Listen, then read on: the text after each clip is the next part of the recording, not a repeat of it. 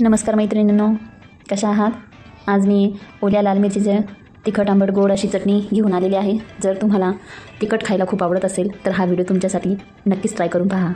त्यासाठी मी घेतलेली आहे 1 पाव किलो ओल्या लाल मिरच्या, 1 वाटी साखर घेतली आहे, 5 ते 6 लिंबू हे मी कट करून घेतलेले आहेत, अर्धा वाटी लसूण घेतलेला आहे आणि चवीपुरते मीठ घेतलेले आहे. त्यानंतर मी एक मिक्सरच्या भांड्यामध्ये मिरची, लसूण आणि व्यवस्थित असं चवीनुसार मीठ टाकून ते व्यवस्थित असं ग्राइंड करून घ्यायचं आहे, बारीक वाटून घ्यायचं आहे.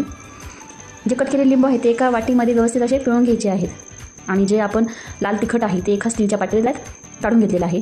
त्यामध्ये आपण साखर ॲड केलेली आहे आणि जे आपण पिळून घेतलेले लिंबाचा रस आहे तो व्यवस्थित असा गाळणीने गाळून घ्यायचा आहे.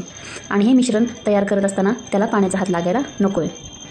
आणि आता हे सगळं मिश्रण आपण व्यवस्थित असं फेटून घेऊयात, व्यवस्थित असं हलवून घेऊयात. आणि हे मिश्रण आपल्याला 3 दिवस मुरायला ठेवायचं आहे. त्यासाठी मी इथे ॲल्युमिनियमच्या पातेल्याचा वापर केलेला नाही, मी इथे स्टीलच्याच पातेल्याचा वापर केलेला आहे. जर तुम्हाला यामध्ये तिखट जास्त लागत असेल तर तुम्ही साखर थोडी ॲड करू शकता आणि मिठाचं प्रमाण तुम्हाला कमी वाटत असेल तर तुम्ही मीठही थोडं तुमच्या चवीनुसार ॲड करू शकता. आता हे आपल्याला 3 दिवस मुरायला ठेवायचं आहे. तुम्ही बघू शकता आता हा 3 दिवस मुरल्यानंतरचा व्हिडिओ आहे. तुम्ही बघू शकता ह्या चटणीला किती छान असा लालसर कलर आलेला आहे आणि ती खाण्यासही अशी मस्त चटकदार अशी सुंदर अशी तिखट आंबट गोड अशी लागते. तर हा व्हिडिओ नक्की ट्राय करून पहा. जर व्हिडिओ तुम्हाला आवडला असेल तर लाईक करा, शेअर करा, सबस्क्राईब करायला विसरू नका. धन्यवाद.